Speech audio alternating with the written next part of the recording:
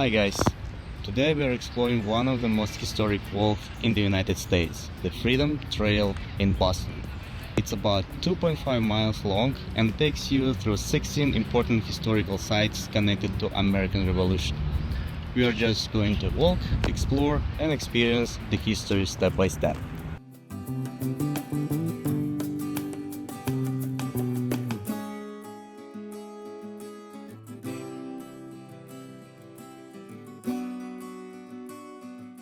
We are starting here at Boston Common, the oldest public park in the United States.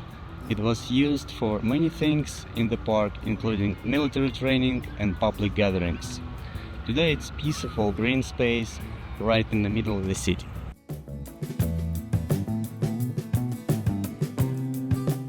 Boston Common may look like a quiet park today, but it carries centuries of history. Established in 1634, it's one oldest public park in the United States. In its early days, this park was far from peaceful. It was used for grazing animals, military training, and even public punishments. Standing here now, surrounded by trees and open space, it feels calm and welcoming. People walk their dogs, sit on the grass, and enjoy a break from the city. There is something interesting about starting the trail here, in a place that once represented control and discipline and is now a place of relaxing and freedom. You know, it's kind of crazy. This peaceful park actually used to be a place for public punishment and even hangings.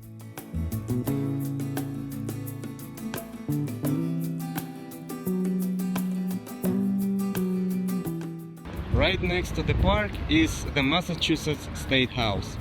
This golden dome is one of the most recognizable landmarks in Boston. This is where the state government still works today.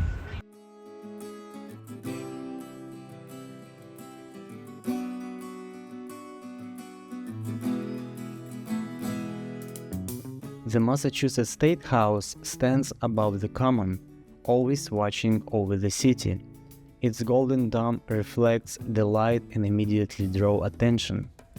The building was completed in 1798, and even today it remains the center of state government. It's one of those rare places where history is not just preserved. It's still active, still functioning, still part of everyday life. As the trail moves forward, you begin to notice how Boston blends history into modern life without separating the two. And here's something interesting: the dome wasn't always gold. It started as wood, then copped, and only later they covered it with real gold.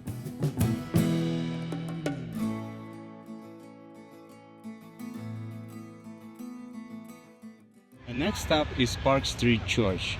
Back in 1800s, it was an important place for speeches, especially about social issues like abolition.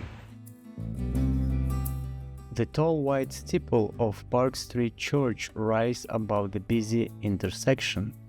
It's simple, elegant, and easy to recognize. But behind that simple look is a history of strong voices and important ideas. In the 1800s, this church became a place where people gathered to speak about social issues, including the movements to end slavery. Here is the Granary Burying Ground. As soon as you enter the Granary Burying Ground, the atmosphere changes. The noise of the city becomes softer and everything feels slower. The cemetery holds the graves of some of the most important figures in early American history, including Samuel Adams and Paul Revere. The gravestones are old and worn, many of them uneven after centuries. Walking between them feels like stepping into the quiet conversation with the past. It's not just a historical site. It's a place that invites reflection. This might surprise you, there are about 2,000 gravestones, but actually over 500 people are buried here.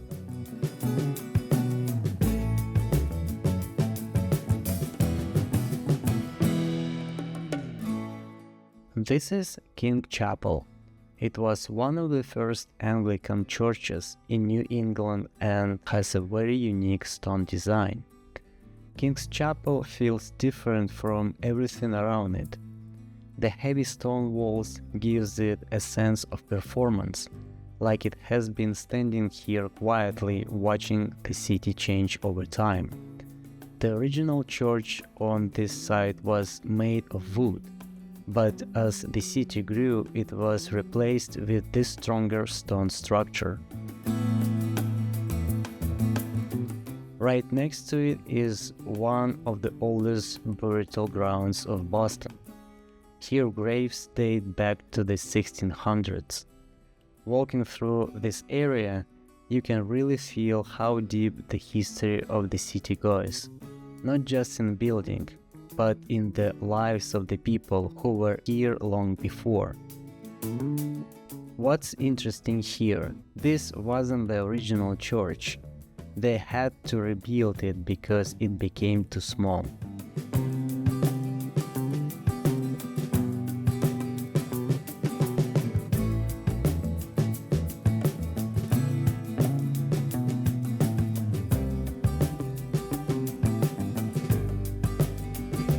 Here we see a statue of Benjamin Franklin.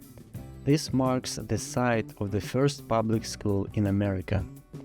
This spot represents something simple but very powerful: education. The Boston Latin School, once located here, was the first public school in the United States. Benjamin Franklin studied here as a young boy, long before he became one of the most influential figures in American history. Standing here now, it's easy to overlook this place, but it reminds us that even small beginnings can lead to something much bigger. Here's a fun fact. I didn't know this, but Benjamin Franklin never actually graduated from this school.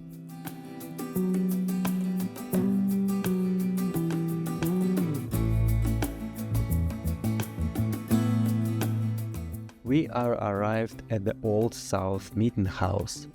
This place played a huge role before the Boston Tea Party. This building was one filled with people, voices, and strong emotions. Thousands of colonists gathered here to protest British taxes and decide what to do next.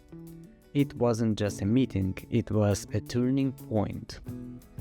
The conversation that happened here helped lead directly to the Boston Tea Party, one of the most famous acts of protest in American history.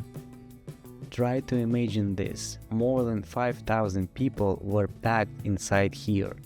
That's a huge crowd for that time.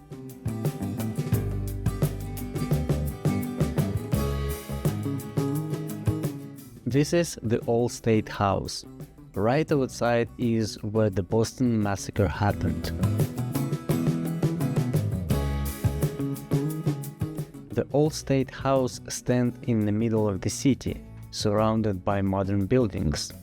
Its historic brick structure contrasts sharply with the glass towers around it. Right outside, on the ground, there is a small circle marking. It's easy to walk past it without noticing, but this is where the Boston Massacre took place, a violent moment that increased tension between colonists and British soldiers. Moments like this show how history often happens in ordinary places.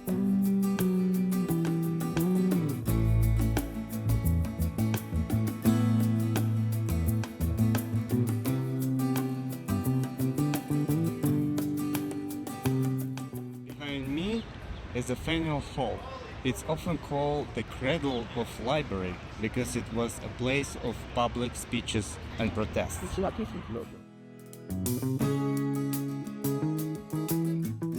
Here we are at Faneuil Hall. It's often called the Cradle of Liberty. The atmosphere here feels very different. There are crowds, street performers, and constant movement. In the past, this was a place where people gathered to speak, protest, and share ideas. It played a key role in shaping public opinion during the early days of the country. Today is still a place where people come together, just in a more modern and lively way. Fun fact, this building was actually a gift from a merchant, but later it burned down and had to be rebuilt.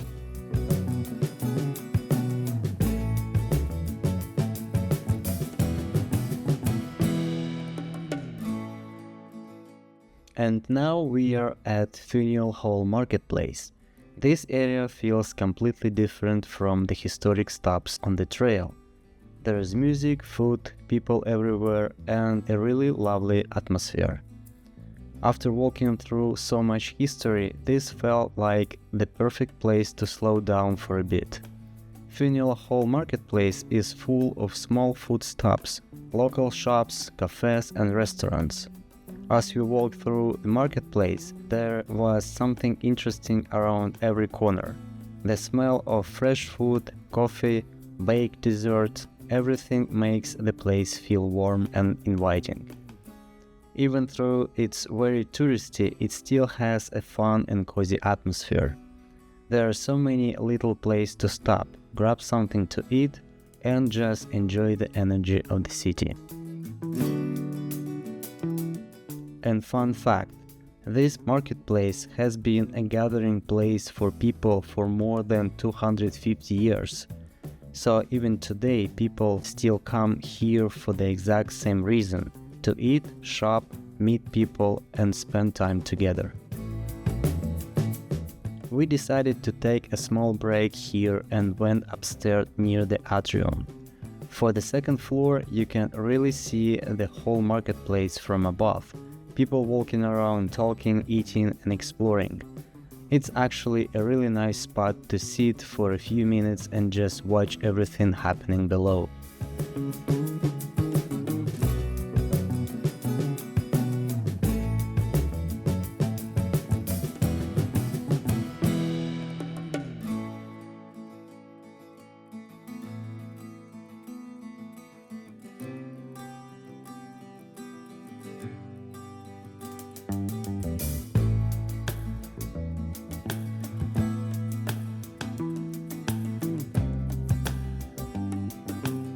This is the famous Old North Church. This church is connected to one of the most famous signals in American history. From here, lanterns were placed in the tower to warn that British troops were approaching. One if by land, two if by sea. It was a simple action, but it carried a powerful message. Movements like this show how small decisions can have a lasting impact.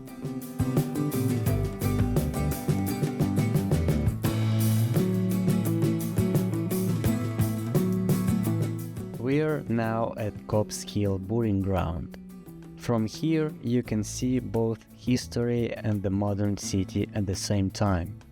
Old gravestones sit quietly in the foreground, while buildings rise in the city. During the Revolutionary War, British soldiers used this high ground to observe the area. Now it's a quiet place offering a different perspective of the city. If you look closely, some gravestones still have marks from cannon fire.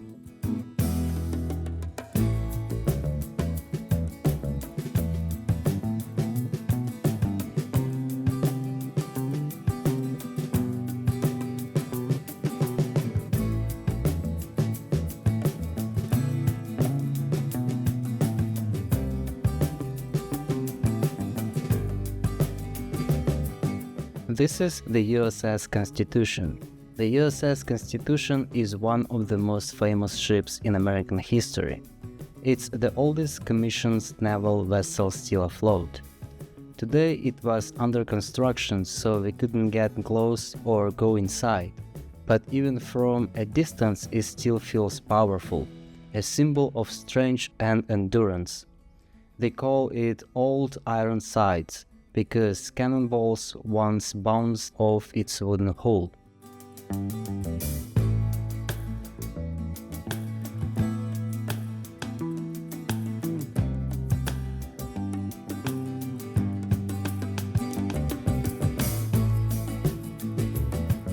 And finally, we made it to the Bunker Hill Monument. This tall stone monument marks the Battle of Bunker Hill, one of the first major battles of the American Revolution. It rises high above the surrounding area, simple but powerful. Today it was closed, so we couldn't go to the top, but even from below it still feels meaningful. It's a strong and symbolic ending to the trail. And if it's open, there are 294 steps to the top, so yeah, definitely a workout.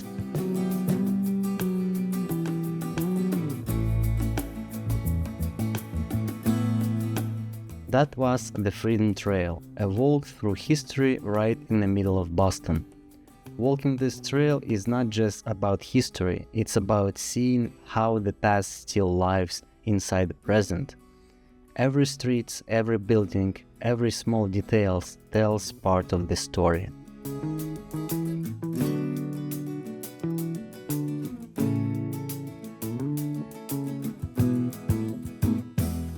Alright guys, and finally we made it to the Bunker Hill Monument. This monument marks the Battle of Bunker Hill, one of the first major battles of the American Revolution.